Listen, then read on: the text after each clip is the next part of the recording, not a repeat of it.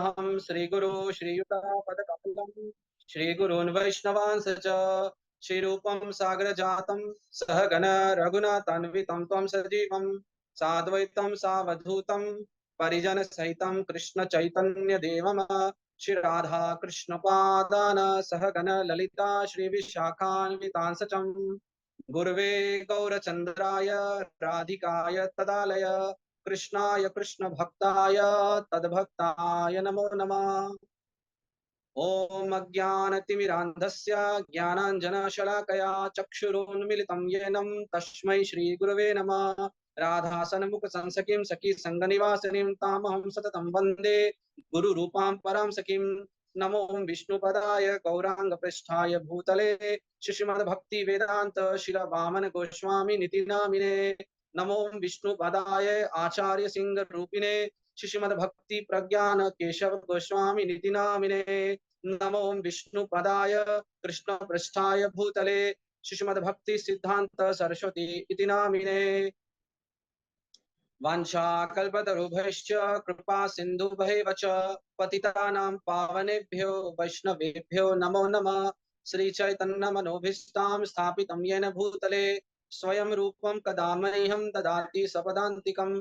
नित्यानन्दनमस्तुभ्यं प्रेमानन्दप्रदायिने कलौ कल्मषनाशाय जहन्वापतये नमः। नमो महावदन्याय कृष्ण प्रेम प्रदायते कृष्णाय कृष्ण चैतन्य नाम्ने गौरतुषे नमः। हे कृष्ण करुणा सिंधु दीनबंधु जगतपते गोपेश गोपिका कांतो राधा कांत नमस्तुते। तप्त कांचन गौरांगी राधे वृंदावनेश्वरी वृषभानुसुते देवी प्रणमामि हरिप्रिये। वृंदाय तुलसीदेव्यै प्रियाय केशवस्य च कृष्ण भक्ति प्रदे देवी सत्यवत्ते नमो नमः। जय श्री कृष्ण चैतन्य प्रभु नित्यानंदा श्री अद्वैत गदाधर श्रीवासादि गौर भक्त वृंदा। हरे कृष्ण कृष्ण कृष्ण हरे हरे हरे राम राम राम हरे हरे। हरे कृष्ण कृष्ण कृष्ण हरे हरे हरे राम राम राम हरे हरे। सर्वप्रथम नित्यलीला प्रविष्ट ओम विष्णुपाद अष्टोदशत श्रीमद भक्ति वेदांत श्री पावन गोस्वामी गुरु महाराज जी के चरणों में असंख्य कोटि दंडवत ज्ञापन करता हूँ तथा उनकी अहेतु की कृपा याचना करता हूँ। परम गुरुदेव और परमाश्री गुरुदेव नित्यलीला प्रविष्ट ओम विष्णुपाद भक्ति सिद्धांत सरस्वती गोस्वामी जगत गुरु श्रील प्रभुपाद जी के चरणों में असंख्य कोटि दंडवत ज्ञापन करता हूँ तथा उनकी अहेतु की करुणा की भिक्षा मांगता हूँ। सभी रूपानु गुरुवर्ग वृंद वैष्णव वृंद भक्त वृंद धामवासी वृंद महाभागवत वृंद सभी के चरणों में यथा योग प्रणाम। उपस्थित मातृवृंद वैष्णववृंद भक्तवृंद के चरणों में यथा योग दास का प्रणाम। सभी दास के ऊपर कृपा करे ताकि हरि गुरु वैष्णव की नित्य सेवा में दास संलग्न रहे। तो हम लोग अभी तक कुछ दिनों से श्री नाम तत्व के बारे में श्रवण कर रहे थे। विभिन्न पुराणों से खास करके स्कंद पुराण, पद्म पुराण,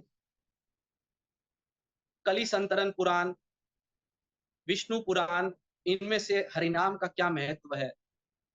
तो हमने देखा कि इस कलयुग में एकमात्र कृष्ण नाम ही है जिसके द्वारा हर एक प्रकार का संशय, हर एक प्रकार की दुर्गति, हर एक प्रकार के पाप, यहाँ तक कि जो हमारे पूर्व जन्म के प्रारब्ध है उसको भी हरिनाम नष्ट कर सकता है और शुद्ध प्रेमा भक्ति प्रदान कर सकता है।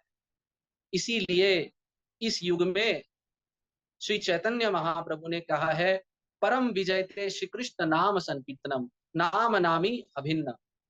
जो नाम है वही नामी है। कृष्ण ही अपने नाम रूप में इस धरती पर अवतार लिए है इस युग में। और केवल इसी युग में नहीं, अन्यान्य युग में हम लोग देखेंगे तो सतयुग में, त्रेता में, द्वापर में भी भगवान के ही नामों का ही स्मरण, कीर्तन, जप और चिंतन किया जाता था। क्योंकि नाम के माध्यम से ही हर एक प्रकार का यज्ञ को हम लोग सफल कर सकते हैं और कलयुग में एकमात्र नाम यज्ञ ही कहा गया है।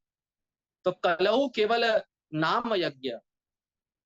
इस कलयुग में अनेक अनेक प्रकार की असुविधा होने पर भी इस कलयुग का जो सबसे बड़ा सुंदर बात है वह यही है कि केवल हरि नाम के द्वारा इस कलयुग में भगवत प्राप्ति बड़े सरलता से जीव कर सकता है। केवल मनुष्य के लिए नहीं, सभी जीवों का यहाँ पर बात कर रहा है। कृष्ण नाम के द्वारा कीट पतंग और वृक्ष योनि में भी जो है, उनको भी हम लोग देख सकते हैं, लाभ हो सकता है। क्योंकि हम लोग देखते हैं कि श्री हरिदास ठाकुर जिस बकुल वृक्ष के नीचे हरिनाम करते थे, वो बकुल वृक्ष भी सिद्ध हो गया और सिद्ध बकुल कहलाने लग गया। श्री चैतन्य महाप्रभु जब झारखंड के रास्ता से श्री वृंदावन जा रहे थे, तो श्री चैतन्य महाप्रभु ने जब हरिनाम संकीर्तन किया, तो जितने भी हिंसक जीव थे, वो अपने हिंसा को भूल करके अपने आत्म धर्म में प्रतिष्ठित होकर के चैतन्य महाप्रभु के संग हरिनाम करने लगे। जो वृक्ष थे, उन वृक्षों से भी कृष्ण का नाम सुनाई देने लग गया। एक बार उसी रास्ता से श्री वल्लभाचार्य जी जा रहे थे, और श्री वल्लभाचार्य जी और उनके सेवक किसी वृक्ष के नीचे बैठे थे, और उस वृक्ष से हरे कृष्ण महामंत्र की परिध्वनि हो रही थी। तो जब उस हरे कृष्ण महामंत्र की परिध्वनि को सुन करके उनके जो सेवक थे बड़े अचंभित हो गए और कहने लगे, गुरुदेव, इस वृक्ष से भी कृष्ण नाम का स्मरण हो रहा है, इस कृष्ण नाम का जप हो रहा है। तो श्री वल्लभाचार्य जी ने कहा कि इसी मार्ग से श्री चैतन्य महाप्रभु जी आए थे, और यहीं इसी वृक्ष के नीचे वो विश्राम करके जब कृष्ण नाम का चिंतन कर रहे होंगे, तो इस वृक्ष में भी उस कृष्ण नाम की शक्ति संचारित हो गई है। इसीलिए ये जो हरि नाम है, केवल मनुष्य का नहीं, जितने भी जीव है उन सब का कल्याण करने में हरि नाम ही परम औषधि है। इसीलिए ये जो हरि का नाम है, इसको कहा गया है मेडिसिन, परम औषधि और कर्ण रसायन, जो कर्णों में। पर ये जो अमृत रस जो है, ये कृष्ण का कथा और कृष्ण का नाम है। इसीलिए शिला सुखदेव गोस्वामी ने परीक्षित महाराज जी को जब भागवत कथा सुनाया, 3 दिन 4 दिन 5 दिन हो गए, और परीक्षित महाराज जी को ना भूख लगा ना प्यास लगा।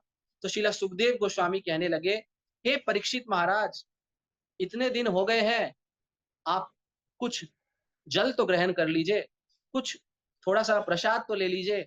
लेकिन परीक्षित महाराज ने क्या कहा कि आप ये जो कथा सुना रहे हैं, ये कथा में इतना अमृत है, मेरे कर्णों में जब ये रस जा रहा है, तो इस रस को जब जितना मैं इस रस में डूब रहा हूं, जितना इस रस का आस्वादन कर रहा हूं, उतना मेरी ये जो शारीरिक क्रियाएं हैं, वो सब अपने आप लुप्त हो गई है।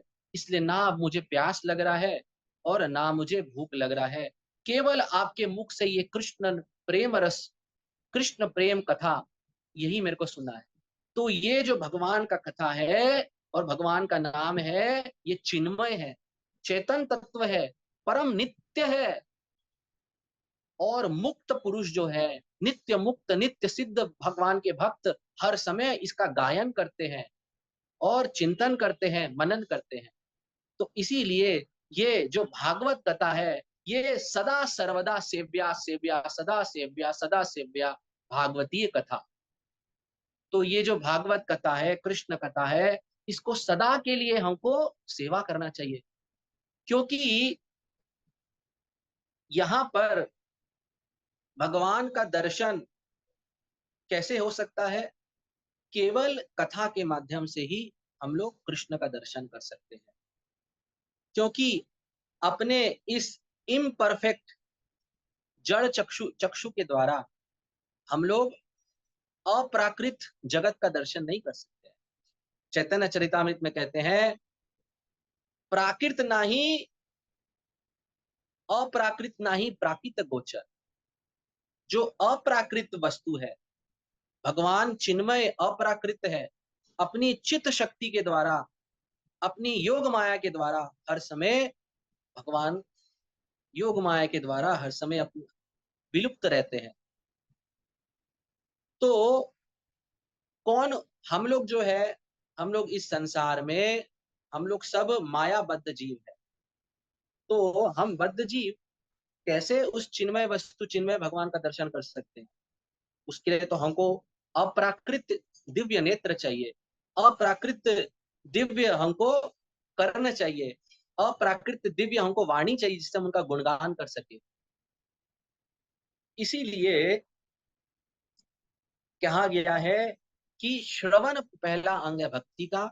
श्रवण करने के माध्यम से जितना हम लोग श्रवण करेंगे, और जैसे हम लोग बीरजमयी भगवान की जो वीरमयी कथा है, जब उसको हम लोग श्रवण करते रहेंगे, श्रवण करते करते करते करते हमारे हृदय में अटूट श्रद्धा, वही श्रद्धा क्या होगा, निष्ठा में बदल जाएगा। और निष्ठा के द्वारा भगवान नाम में क्या होगा, आसक्ति और रुचि आ जाएगा।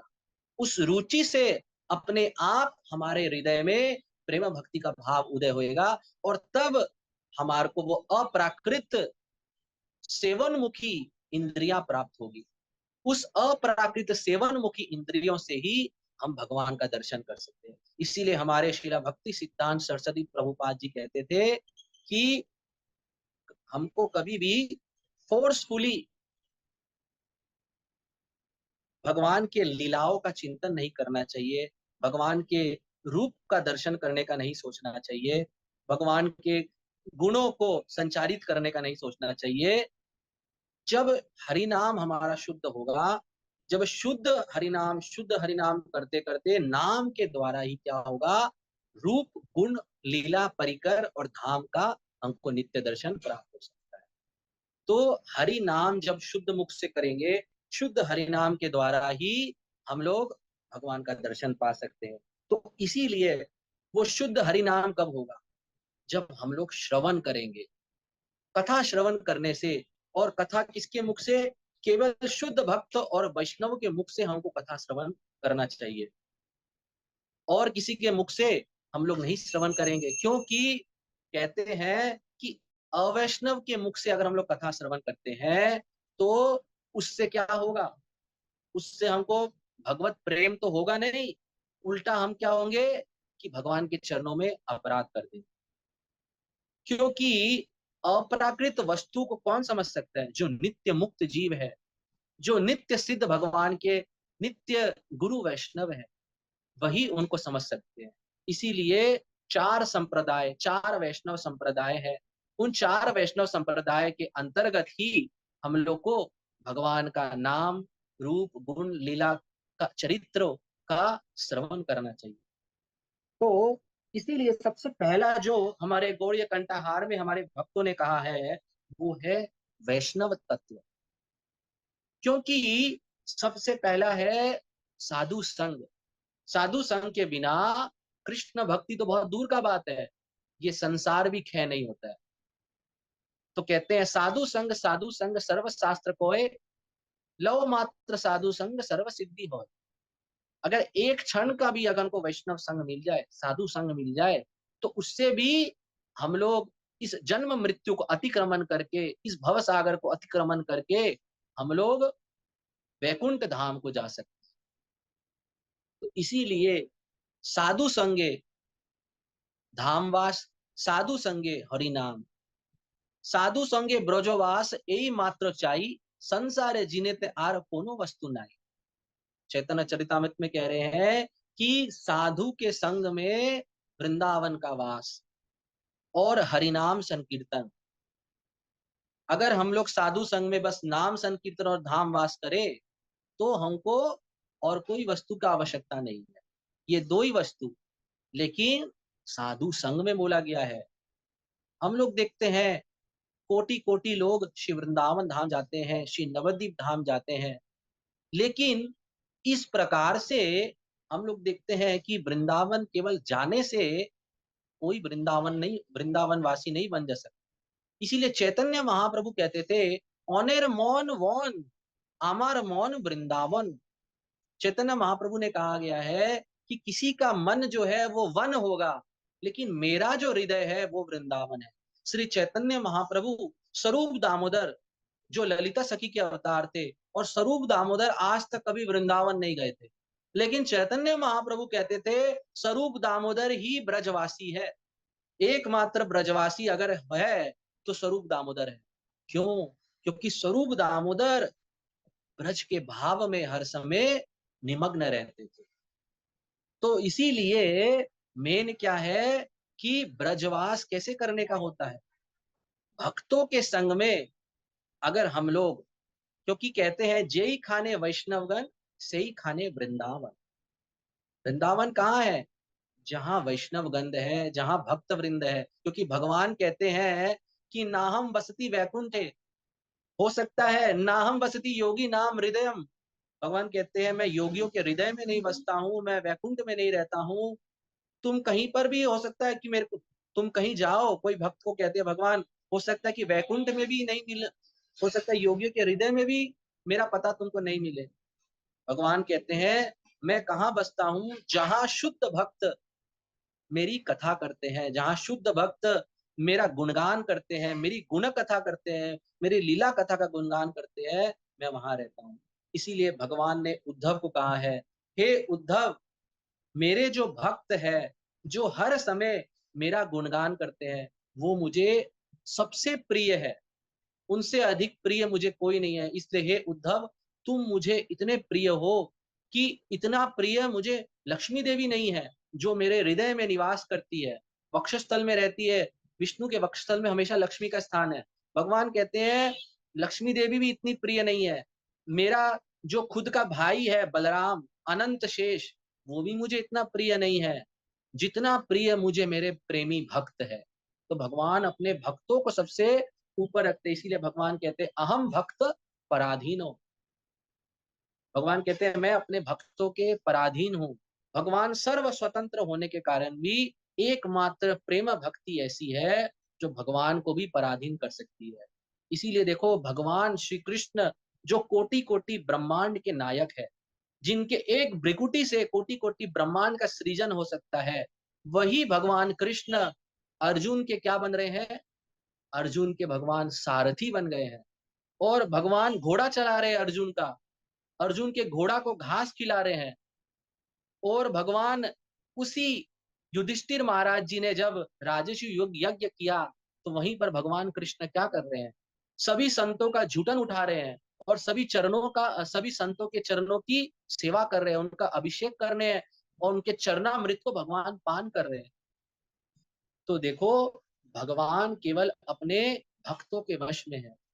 भगवान के भक्त ही भगवान को दे सकते हैं। इसीलिए सबसे अत्यधिक हमको आवश्यक है वैष्णव तत्व को जानना।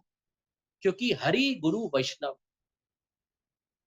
भक्तों के कृपा से ही भक्ति मिल सकती है। भक्ति स्तु भगवत भक्त संगेन परजायते। भक्ति कैसे है? भगवत भक्तों के संग में ही भक्ति उन्मिलित होती है। भक्ति रूपी जो अंकुर है वो प्रस्फुटित होता है। इसीलिए ये जो निर्मल भक्ति है वह कब मिलेगी? जब हम ऐसे निर्मल कोमल हृदय वाले भक्तों का संग करेंगे। क्योंकि जो भक्त होते हैं, भक्त चरित्र सदा पवित्र, भक्तों का चरित्र परम पवित्र होता है। जब हम लोग वैष्णवों का चरित्र सुनेंगे और वैष्णवों का गुणगान करेंगे, तब हमको भगवान बड़ी सरलता से मिल जाएंगे। क्योंकि भगवान अपने भक्तों के वश में है, भक्ति के वश में है। इसीलिए सर्वप्रथम आवश्यक है वैष्णव तत्व को जानना। तो इसीलिए यहाँ पर वैष्णव तत्व में कहा जा रहा है, श्री पद्म पुराण का वचन है, विष्णु मंत्र में दीक्षित और विष्णु पूजा परायण व्यक्ति शास्त्र पारदर्शी व्यक्तियों के द्वारा वैष्णव कहे जाते हैं। इनके अतिरिक्त सभी अवैष्णव है। तो यहाँ पर वैष्णव का मीनिंग क्या दिया जाता है कि विष्णु मंत्र में दीक्षित और विष्णु पूजा परायण व्यक्ति, शास्त्र पारदर्शी व्यक्तियों को वैष्णव कहा जाता है। तो जो विष्णु मंत्र में दीक्षित है, विष्णु पूजा परायण है, तो शास्त्र पारदर्शी व्यक्ति, उनको वैष्णव कहते हैं। तो ये जो है वैष्णव का, ये वैष्णव का सबसे ऑर्डिनरी डेफिनेशन। क्योंकि एक जगह शास्त्र में आता है कि जितने भी जीव है, सभी जीव भगवान के संतान है। सभी, क्योंकि जीवे स्वरूप होए कृष्ण नित्य दास। तो सभी जीव जो है कृष्ण के नित्य दास है, ये उनका स्वरूप है, ये उनका आइडेंटिफिकेशन है। लेकिन खाली इतना बोलने से हम सब कोई को वैष्णव नहीं बोल सकते हैं। क्योंकि यहाँ पर कहा गया है कि जो विष्णु मंत्र में दीक्षित है और जो विष्णु पूजा परायण व्यक्ति है, तो वैष्णव कब कहेंगे? जब आप विष्णु मंत्र में दीक्षित हो और आप विष्णु भक्ति में परायण हो, ऐसे व्यक्ति को ही वैष्णव कह सकते हैं, नहीं तो वो अवैष्णव है। तो इसीलिए कहते हैं गुरु पद आश्रय। दीक्षा मतलब क्या होता है? दिव्य ज्ञान की उपलब्धि। मैं कौन हूं, मेरा भगवान से क्या संबंध है, ये जो संबंध ज्ञान है, गुरुदेव कौन है? संबंध प्रदाता। गुरुदेव की कृपा से हमको अपना संबंध पता चलता है और फिर उस संबंध के द्वारा क्या होता है, हम लोग भगवान की भक्ति करना आरंभ करते हैं। अब फिर वैष्णव का दूसरा, श्रीमद् भागवत में क्या कह रहे हैं? इस जगत में श्रीमद् भागवत दो परंपराओं से अवतरित हुए हैं, कृष्ण ब्रह्म नारद व्यास आदि परंपरा से, एवं दूसरा विस्तार के साथ शेष भगवान के द्वारा सनक सनातन और सनक सनातन सनत सनत कुमार परंपरा के द्वारा अवतरित हुए हैं। तो यहाँ पर हम लोग श्रीमद् भागवत जो कथा सुनते हैं, ये दो परंपराओं से अवतरित हुआ है। एक हम लोग जानते हैं, कृष्ण होइते चतुर्मुख होए कृष्ण सेवन मुख, ब्रह्मा होइते नारदे रमोति, नारद होइते व्यास मध्व कहे व्यासदास, पूर्ण प्रज्ञ पद्म नाम भगवती। श्री कृष्ण ने ब्रह्मा को क्या दिया? चतुश्लोकी भागवत। और ब्रह्मा ने उसको नारद को सुनाया, नारद के द्वारा वो वेदव्यास को सुनाया गया।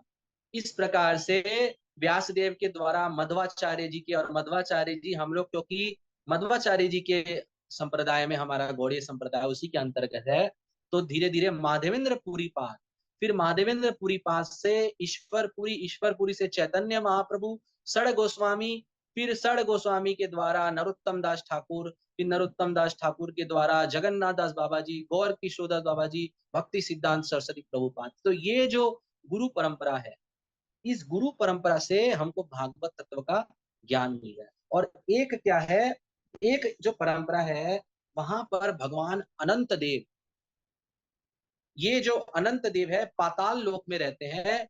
वहां पर पाताल लोक में अनंत देव क्या कर रहे हैं? बहुत सुंदर वहां पर अनंत देव का स्वरूप है पाताल में भी।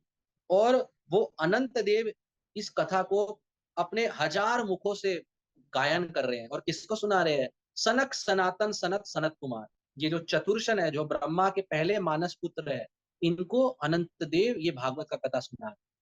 तो दो परंपराओं से ये भागवत कथा अवतरित हुआ है। लेकिन हम लोग के इस पृथ्वी लोक में कौन सी परंपरा से अवतरित हुआ है? कृष्ण के द्वारा ब्रह्मा, ब्रह्मा के द्वारा नारद, वेदव्यास। तो इस प्रकार से गुरु परंपरा के द्वारा हमको ये भागवत कथा मिला है। तो यहाँ पर कहते हैं, शंख चक्र पद्म गदा आदि विष्णु चिन्ह तथा ऊर्ध पुंड आदि धारण करके अपने शरीर को जो चिन्हित करना, एवं ऐसे ही अन्य वैष्णवों को प्रणाम करना, वे सभी कनिष्ठ वैष्णवों का लक्षण।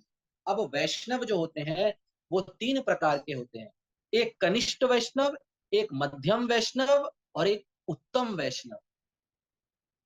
तो साधारणतः हम लोग वैष्णव किसको बोल सकते हैं? जो विष्णु मंत्र में दीक्षित है और विष्णु परायण है। लेकिन अब हमको ये देखना, ये भी हमको अब हम देखें कि अब वो किस प्रकार का वैष्णव, वैष्णव की भी श्रेणी है। तो यहाँ पर कहा गया है कि जो अपने शरीर में क्या करते हैं? तिलक धारण करते हैं और द्वादश तिलक अपने शरीर में लगाते हैं। तो ऐसे चिन्ह को धारण करते हैं और अन्य वैष्णवों को प्रणाम करते हैं, उनको हम लोग कनिष्ठ वैष्णव कहते हैं। ताप पुण्य नाम मंत्र और याग, इन पांचों को पंच संस्कार कहते हैं। वे पंच संस्कार अर्चन मार्गीय पंचरात्रिक विधिवत विश्वास, यह मध्यम से वैष्णवों के लक्षण है। तो देखो, ये जो हम लोग जो तिलक करते हैं, ओम केशवाय नमः, ओम नारायणाय नमः, ये जो द्वादश तिलक है, ये द्वादश तिलक भी वैष्णव को, वैष्णव का सबसे प्रिय है। क्यों? क्योंकि ये जो शरीर है, वैष्णव का जो शरीर होता है, ये क्या होता है? मंदिर है। तो हम लोग सबसे पहले अपने मस्तक में ओम केशवाय नमः, हम लोग भगवान केशव को आवाहन करते हैं, मस्तके केशवाय नमः। फिर हम लोग अपने उदर में नारायणाय नमः, माधवाय नमः, इस प्रकार से हृदय में गोविंदाय नमः, इस प्रकार से हम लोग अपने शरीर में भगवान का तिलक धारण करते हैं। इसका मतलब हम लोग इस शरीर में तुलसी का कंठी माला पहनते हैं। ये कंठ में तुलसी का कंठी माला, तो भगवान जब तक हम लोग गोपी चंदन का तिलक और तुलसी का माला जब तक इस शरीर में नहीं धारण करेंगे, तो भगवान को कैसे अपनी सेवा में स्वीकार करेंगे? क्योंकि भगवान कौन से वस्तु को स्वीकार करते हैं? जिसमें तुलसी देवी हो, वृंदे देवी हो। तुलसी भगवान की प्रेयसी है, तो हम लोग अपने शरीर में तुलसी का माला धारण करते हैं और गोपी चंदन का तिलक धारण करते हैं। ये जो गोपी चंदन है ना, ये कोई साधारण तिलक नहीं है, साक्षात गोपियों का देह से ये गोपी चंदन तिलक बना है। और ये हम जानते हैं कि गुजरात में, वहां पर जहां पर गोपियों ने अपना देह छोड़ा था, जब अर्जुन उनको लेकर आ रहे थे, उसी से ये गोपी चंदन का तालाब बन गया था। और उसी गोपी चंदन के तालाब से ये गोपी चंदन डेला आता है। तो ये गोपी चंदन जो है साक्षात गोपियों का स्वरूप है। और गोपी हम क्या है? हम गोपियों के दासों के दास हैं। गोपियां कौन है? कृष्ण की सबसे प्रिय भक्त, सबसे टॉप मोस्ट कृष्ण की भक्ति करने वाली है गोपियां। तो गोपियों का जो चरण धूलि है वो है ये गोपी चंदन तिलक। तो हम उसको धारण करते हैं भगवान के नाम के सहित, ओम केशवाय नमः। तो ये जब तिलक धारण करते हैं तो हम अपने मस्तक में भगवान का आवाहन कर रहे हैं, अपने हृदय में भगवान का आवाहन कर रहे हैं। तो जो इस प्रकार से तिलक धारण करके भगवान के नामों का आवाहन करता है और तुलसी माला पहनता है और दूसरे वैष्णवों का आदर करता है, उन लोगों को कनिष्ठ वैष्णवों का लक्षण यही है। ये कनिष्ठ वैष्णवों का लक्षण है। लौकिक श्रद्धा अनुसार जो आचार्य मूर्ति की पूजा करते हैं, किंतु हरि भक्त एवं हरि के अधिष्ठान स्वरूप अन्य प्राणियों के प्रति श्रद्धा और दया नहीं करते हैं, वे भक्त कनिष्ठ है। अब कनिष्ठ भक्त का दूसरा लक्षण क्या है? कि जो कनिष्ठ भक्त होता है वो भगवान की श्री विग्रह का तो पूजा करते हैं, अर्चा विग्रह का पूजा करते हैं, किंतु भगवान के भक्तों को उतना सम्मान नहीं देते हैं। क्योंकि वो इस समय क्या है, जैसा कि हम लोग चर्चा कर रहे थे, कनिष्ठ वैष्णव कौन है और कनिष्ठ वैष्णव के बाद मध्यम वैष्णव कौन है? श्री कृष्ण के प्रति प्रेम, कृष्ण भक्तों के प्रति मित्रता, तत्वों से अनभिज्ञ। अब हरिनाम चिंतामणि में क्या कह रहे हैं? कृष्ण प्रेम कृष्ण भक्ते मैत्री आचरण, बोली शेते कृपा आर द्वेषी उपेक्षण, कौरिले मध्यम भक्त शुद्ध भक्त होन, कृष्ण नामे अधिकार करे न अर्जन। तो यहाँ पर हरिनाम चिंतामणि में श्रील भक्ति विनोद ठाकुर जी के द्वारा ये हरिनाम चिंतामणि बहुत सुंदर ग्रंथ है। उसमें कह रहे हैं कि मध्यम वैष्णव कौन? कृष्ण प्रेम कृष्ण भक्ते मैत्री आचरण, बोली सेल कृपा आर द्वेषी अपेक्षा। श्री कृष्ण के प्रति प्रेम, कृष्ण भक्तों के प्रति मित्रता, तत्वों से अनभिज्ञ, अज्ञों के प्रति कृपा, तथा भक्त और भगवान से द्वेष रखने वालों के प्रति उपेक्षा का आचरण करने वाले मध्यम भक्त कहलाते। तो मध्यम भक्त यही है जो भगवान कृष्ण के प्रति उनका प्रेम रहता है और कृष्ण भक्तों के प्रति मैत्रता, मित्रता। देखो, प्रेम जो है, प्रेम शब्द केवल भगवान के लिए कहा है, कृष्ण प्रेम। और जीव के ऊपर क्या होता है? दया। जीव जीव प्रेम जो होता है ना, हम लोग बहुत लोग कहते हैं जीव से जीव का प्रेम, लेकिन जीव से जीव का प्रेम नहीं, जीवों के प्रति दया की जाती है।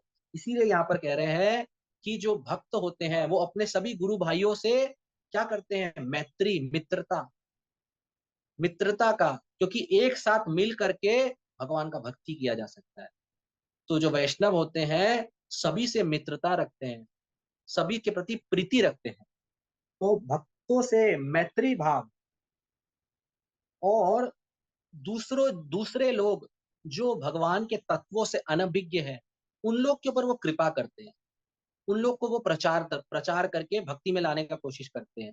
और जो लोग भक्त और भगवान से द्वेष करते हैं, ऐसे लोगों की वो अपेक्षा करते हैं, क्योंकि वे जानते हैं कि ऐसे जो प्रकार के लोग हैं, द्वेषी जन हैं, इन लोग के ऊपर अभी कृपा नहीं हुई है, और ये लोग इनको समझाएंगे तो ये लोग और अपराधी करेंगे, क्योंकि ये श्रद्धा विहीन लोग, इसीलिए उनकी वो अपेक्षा करते हैं। तो ऐसे जो वैष्णव होते हैं, जो आचरण करते हैं, उन्हीं को मध्यम भक्त कहा जाता है।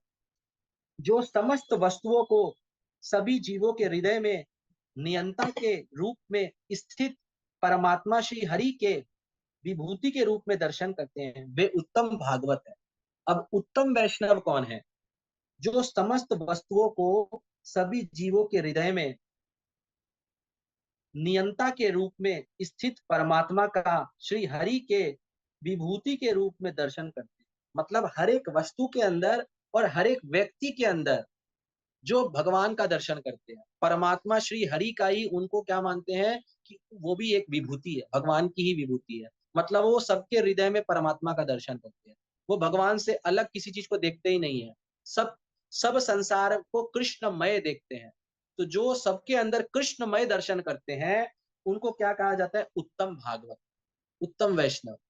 अब जो उत्तम वैष्णव होते हैं, क्योंकि वो सभी सभी वस्तुओं में कृष्ण का दर्शन करते हैं और सभी जीवों के अंदर कृष्ण का दर्शन करते हैं, इसीलिए उत्तम वैष्णव प्रचार नहीं कर सकते हैं। क्योंकि वो प्रचार करेंगे किसको? वो तो हर एक वस्तु में भी भगवान का दर्शन कर रहे हैं, हर एक व्यक्ति के अंदर में भी भगवान का दर्शन कर रहे हैं, तो उनको तो कृष्ण से अलग कुछ नजर ही नहीं आता है। तो वो इतना कृष्ण भक्ति में इस प्रकार से खोए हुए रहते हैं, इतने उत्तम कोटि के वैष्णव रहते हैं कि उनके नेत्रों से कृष्ण कभी ओझल ही नहीं होते हैं। इसीलिए हर एक वस्तु में और हर एक व्यक्ति में वो भगवान का ही दर्शन करते हैं। इसीलिए जो उत्तम वैष्णव होते हैं, उनको मध्यम लेवल में आना पड़ता है भगवान का भक्ति का प्रचार करने के लिए, क्योंकि उत्तम लेवल में रहकर वो भक्ति का प्रचार नहीं कर पाएंगे। इसीलिए उनको उत्तम कैटेगरी से मध्यम लेवल में आना पड़ता है, तब वो जाकर भगवान की भक्ति का प्रचार सब जगह कर पाएंगे। तो ये होता है 3 प्रकार के वैष्णव। कृष्ण प्रेम में आविष्ट रहने वाले महाभागवत स्थावर एवं जंगम को देखते तो है, किंतु इनके स्थूल रूपों को नहीं देखते। जो कृष्ण प्रेम में मतवाले होते हैं, महाभागवत जो वैष्णव रसिक भक्त होते हैं, वो लोग स्थावर जंगम, जो स्थावर मतलब स्थावर और जंगम मतलब लिविंग और नॉन लिविंग, वो लोग ये दोनों चीज को देखते तो है, लेकिन उनके स्थूल रूप को नहीं देखते हैं। वो लोग उनके भीतरी रूप को देखते हैं कि हर चीज तो कृष्ण से ही आ रहा है, ये भी तो कृष्ण की शक्ति है, कृष्ण इसके हृदय में भी कृष्ण है। तो वो केवल हर जगह उसके आत्म तत्व का ही दर्शन करते हैं, इसलिए हर जगह उनको भगवान का ही दर्शन होता है, सब चीज में कृष्ण दिखाई देते हैं। इसलिए उनके वो बाहरी रूप का दर्शन नहीं करते हैं, वो उनके आंतरिक, उनका जो रियल आइडेंटिटी है उसका दर्शन करते हैं महाभागवत। इसीलिए उनको सब में भगवान के भक्ति नजर आते हैं। वे जो कुछ भी देखते हैं, उसमें सर्वत्र ही उनको अपने इष्ट देव स्वरूप की स्फूर्ति होती है। अब वो जिसको भी जहां भी जो कुछ भी देखते हैं, उसमें उनको अपने भगवान श्री हरि की स्फूर्ति होती है। जैसे गोपिया, गोपिया क्या कहती है? हर जगह उनको कृष्ण ही नजर आ रहा है। कित जाऊं चैतन्य महाप्रभु यमुना जी को, जब चैतन्य महाप्रभु जी पुरी में रहते थे, पुरी धाम में, जब वो समुद्र को देखते थे तो उनको यमुना जी का दर्शन होता था। जब वो यहाँ पर पुरी धाम में जब चटक पर्वत को देखते थे तो उनको गोवर्धन का याद आ जाता था। और जब वो किसी श्याम सलोने बच्चे को देखते थे तो उनको कृष्ण का याद आ जाता था। कोई तमाल के वृक्ष को देखने से उनको कृष्ण का स्मरण हो जाता था। कोई वन को देखने से वृंदावन का स्मरण हो जाता। तो जो कृष्ण प्रेम में मत वाले हैं, वो लोग को कोई भी वस्तु से वो लोग कृष्ण से ही संबंधित करते हैं। तो उसको कृष्ण कृष्ण की स्फूर्ति होने लग जाती है। इसीलिए जो उत्तम वैष्णव है वो किसको प्रचार करेंगे, क्योंकि वो प्रेम में विहल रहते हैं, कृष्ण भक्ति में विहल रहते हैं, वो किसको प्रचार करेंगे, क्योंकि वो सब में तो कृष्ण का ही दर्शन कर रहे हैं। तो ये है उत्तम कोटि के वैष्णव। उत्तम भक्त का तटस्थ लक्षण कहते हैं जो इंद्रियों द्वारा विषयों को यथा योग्य ग्रहण करते हैं किंतु उनमें राग और द्वेष नहीं करते। बहुत ही इंपॉर्टेंट ये बात है। जो इस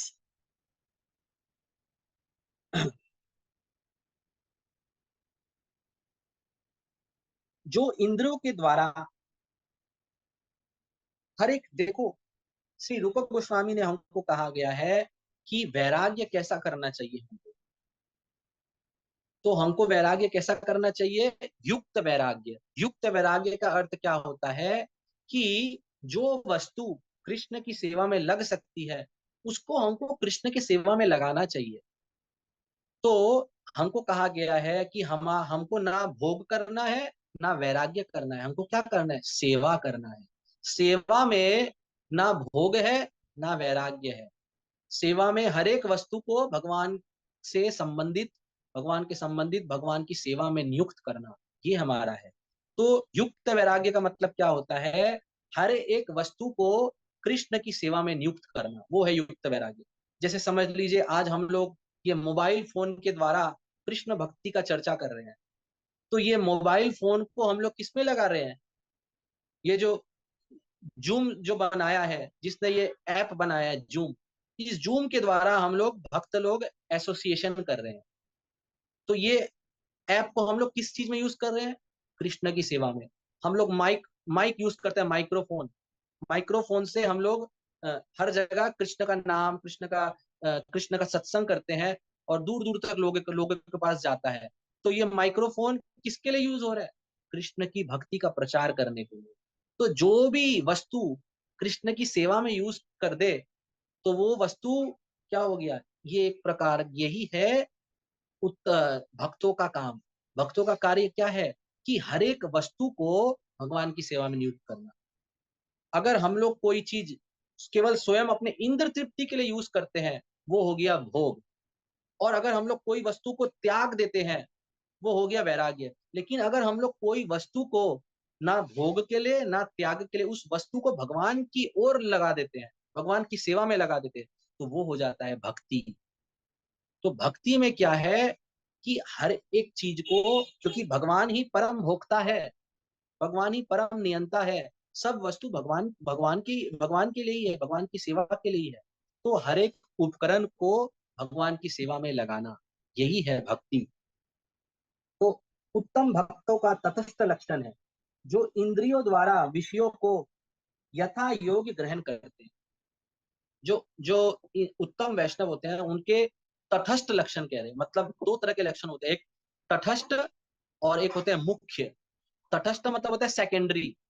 तो इनका सेकेंडरी जो लक्षण है वो क्या है कि जो इंद्रियों के द्वारा जो हमको भोग मिलते हैं, ये उस विषय भोग को उतना ही लेते हैं जितना आवश्यक है, लेकिन इसमें अटैच नहीं होते हैं।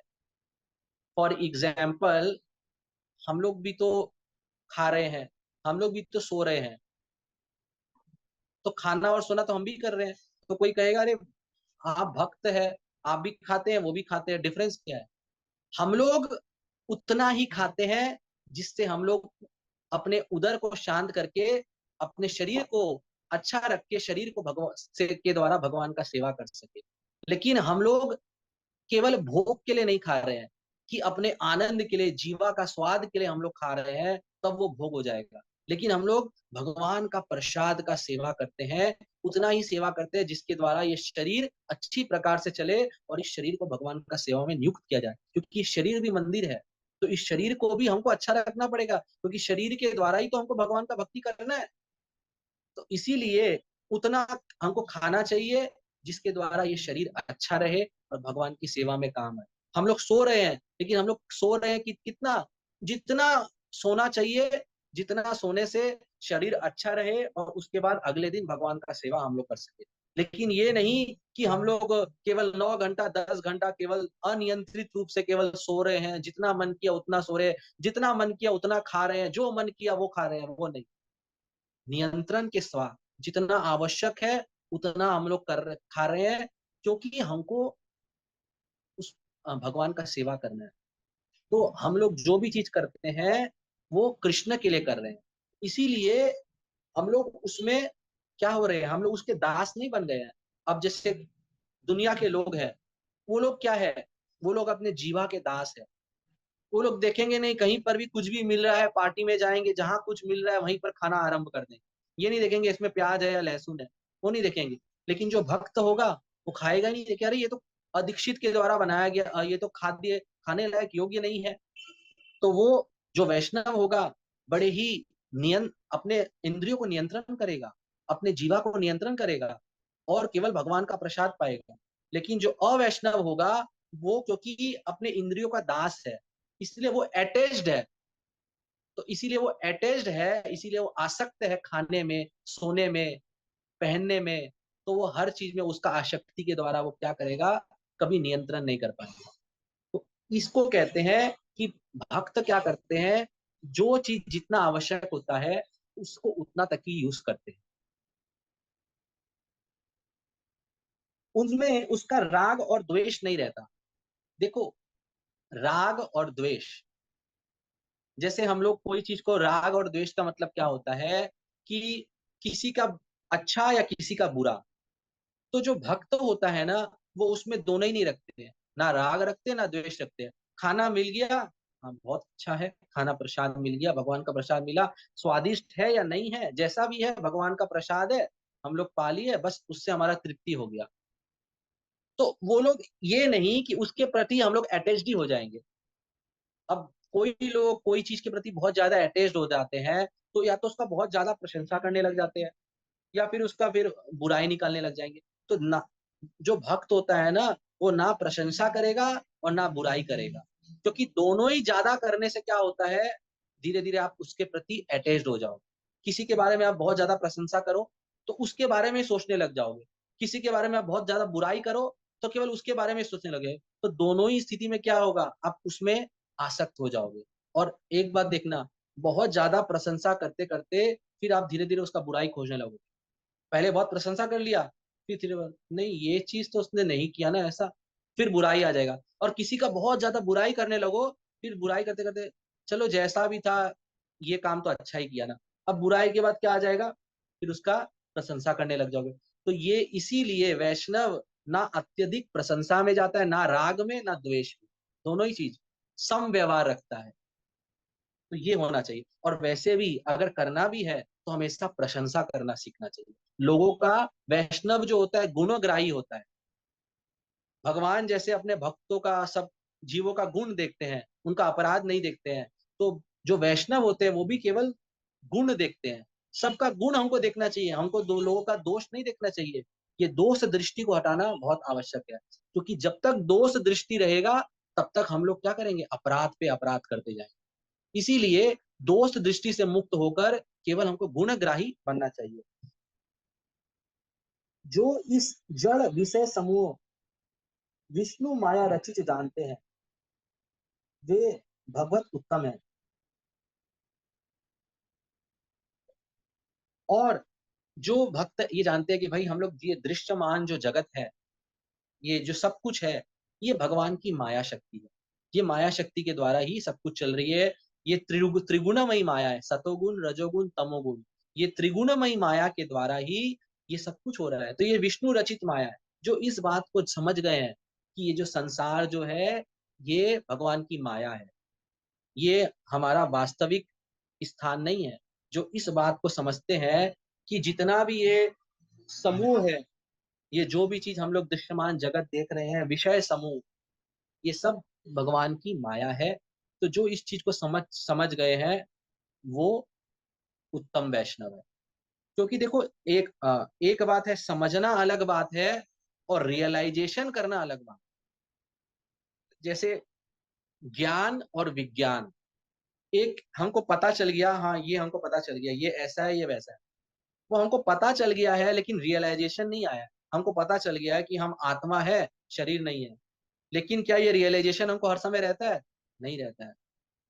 कभी-कभी हम लोग जब आते हैं तो शरीर के भोग में ही व्यस्त हो जाते हैं। शरीर को ही सौंदर्य करना, शरीर का ही वो करना, आत्मा का हम लोग खाद्य देना ही भूल जाते हैं। आत्मा को क्या चाहिए? भगवान का नाम, भगवान की भक्ति। हम लोग आत्मा का भोजन कितना देते हैं? और शरीर के लिए हम लोग कितना कुछ नहीं करते हैं। सुबह से रात तक केवल शरीर के लिए परिश्रम करते हैं। इसीलिए जानते हैं, लेकिन वो अभी तक उसका अनुभूति नहीं आया है। तो ज्ञान है लेकिन विज्ञान नहीं आया है। विज्ञान मतलब होता है थ्योरी के साथ प्रैक्टिस भी, दोनों चीज। और आपके प्रैक्टिकल लाइफ में भी आप क्या करने लग जाओगे? आत्मा का भोजन देने लग जाओगे, शरीर से ज्यादा आत्मा का, आत्म तत्व में प्रतिष्ठित हो जाओगे, तब आपका हुआ विज्ञान। तो इसीलिए जो उत्तम कोटि के वैष्णव है ना, वो उनको इस चीज का प्रैक्टिकल हो गया है कि ये जो जितना भी हम लोग संसार का जितना भी चीज देख रहे हैं ना, ये वास्तव में भगवान का माया है। ये देखने में जरूर अच्छा लग रहा है, देखने में जरूर अट्रैक्टिव लग रहा है, लेकिन है नहीं कुछ। केवल थोड़ा टाइम के लिए टेम्पररी है, थोड़ा टाइम के लिए अच्छा लग रहा है, फिर सब फीका पड़ जाएगा। तो वो लोग कभी इसमें फंसते नहीं है। इसीलिए तो वो लोग इस संसार में कभी फंसते नहीं, क्योंकि वो जानते हैं कि ये संसार में कितना भी सुंदर चीज देख लो, लेकिन वो फिर सुंदर से क्या होगा? कुरूप बन जाएगा। कोई बहुत सुंदर व्यक्ति है, जैसे जैसे उसका उम्र बढ़ेगा, वैसे वैसे वो सुंदर, उसकी सुंदरता चली जाएगी। तो वो जानते हैं कि ये जो सुंदरता है केवल शरीर शरीर तक का ही है, ये एक्सटर्नल है, इंटरनल नहीं है। तो वो इस चीज को समझते, रियलाइज करते हैं। इसीलिए वो इस संसार के आकर्षण में फंसते नहीं है। लेकिन हम लोग क्या होता है, जो बद्ध जीव होता है, वो इस संसार के आकर्षण में, संसार की माया में फंस जाता है। और इसीलिए उसको बार बार क्या आता है, भक्तों का संग करना आवश्यक। जब भक्तों का संग करता है तो धीरे धीरे धीरे फिर उसको पता चलता है, अरे मैं तो गलत दिशा में चला गया था। भक्त उसको फिर से इस संसार के आकर्षण से निकालकर भगवान की ओर मोड़ देते हैं। तो यही है, उन कोटि का वैष्णव वो जानते हैं कि हर एक चीज इस संसार में जो भी विषय भोग है, वो विषय समूह है, वो भगवान की ही शक्ति है, विष्णु की माया है। जो संसार जो संसार में तो है, तथापि देह, इंद्रिया, प्राण, मन और बुद्धि तथा भय, तृष्णा इत्यादि संसार धर्मों में मोहित अर्थात आसक्त नहीं है। देखो, बहुत इंपॉर्टेंट बात है जो हमको यहाँ पर पद्म पुराण से कहा जा रहा है कि उत्तम कोटि का वैष्णव कौन होता है? जो संसार में तो है, वो इस संसार में है, लेकिन अपने इंद्रियों के द्वारा कभी इस संसार के वस्तुओं में मोहित नहीं होता है। इसीलिए देह, इंद्रिया, प्राण, मन। देखो, सबसे पहले देखो, मन जो होता है ना, मन ही इंद्रियों का राजा है। मन जहां लेकर जाएगा आपको, इंद्रियां वहीं भागेगी। इसीलिए मन को ही भगवान ने गीता में क्या कहा है अर्जुन को?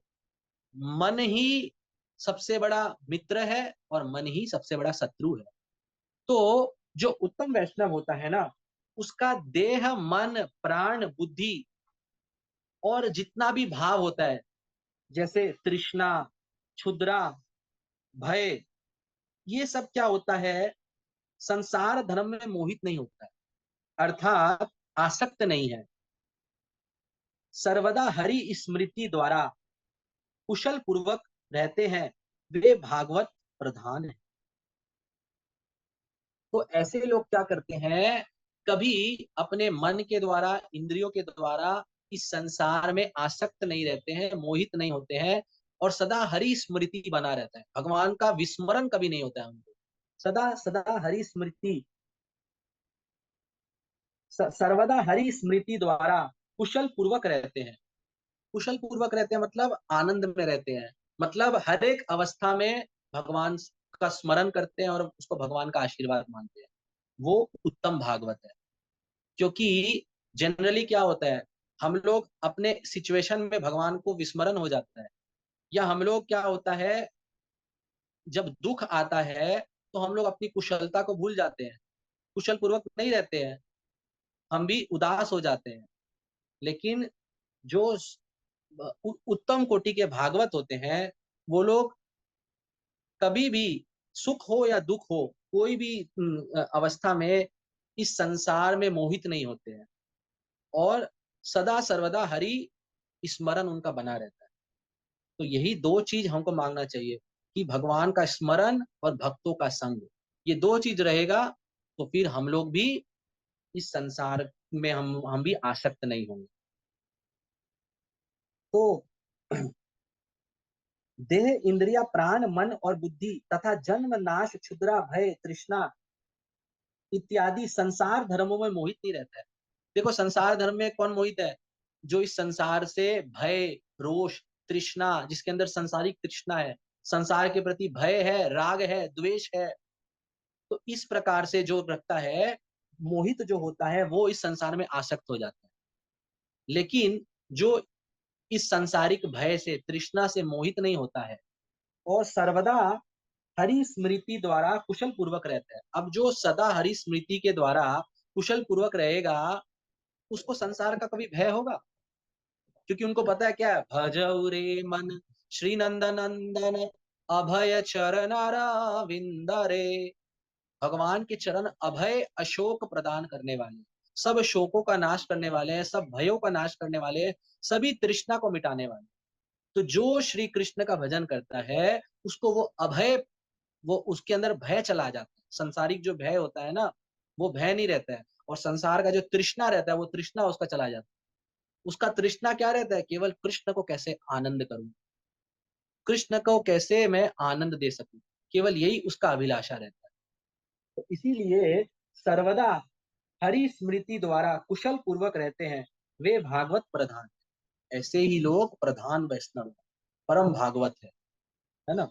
तो जो कृष्ण में अवस्थित होकर शांत है एवं जिनके चिंतन में काम कर्म बीज उत्पन्न नहीं होता, वे भागवत उत्तम है। जो हर समय कृष्ण भक्ति करके शांत रहते हैं। अब यहाँ पर शांत का मतलब क्या हो गया? शांत मतलब हो गया है कि निष्काम। क्योंकि आपके अंदर अगर कोई कामना वासना रहेगा तो आप शांत नहीं रह पाओगे। इसीलिए कहा गया चैतन्य चरितामृत में और श्रीमद् भागवत में कि कृष्ण भक्त भक्त भक्तिर भक्त होए शांत, निष्काम अथेव शांत, भुक्ति मुक्ति स्पृहावादी। जो भुक्ति मुक्ति और जिसके अंदर बहुत स्पृहा रहती है संसारिक, वो लोग हर समय अशांत रहते हैं। लेकिन भक्त जो होता है, क्योंकि वो निष्काम होता है, इसीलिए वो शांत होता है। तो जो उत्तम कोटि का भक्त होता है ना, वो कृष्ण भक्ति करके हमेशा शांत रहता है। मतलब उसका कोई कामना नहीं है कि मैं संसार में, मुझे कनक चाहिए, मुझे इतना चाहिए, मुझे प्रतिष्ठा चाहिए। वो कभी प्रतिष्ठा नहीं चाहेगा।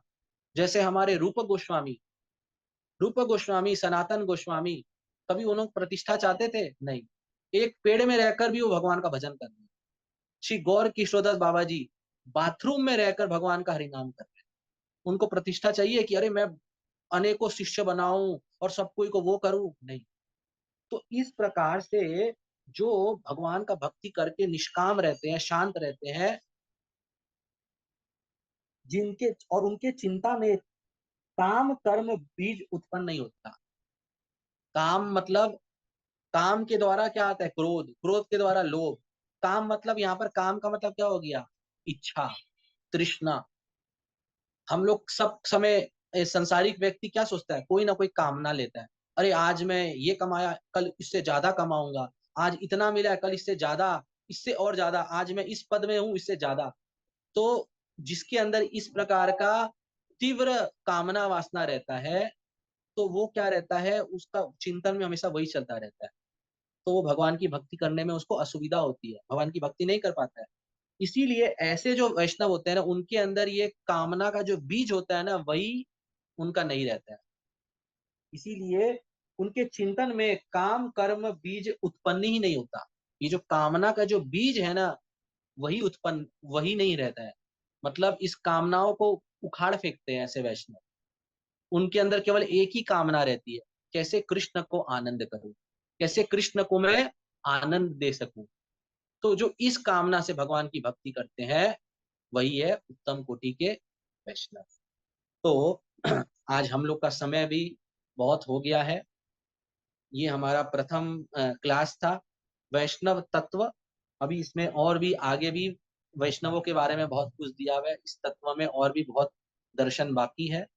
तो हम लोग इसी वैष्णव तत्व का हम लोग अगले क्लास में भी करेंगे।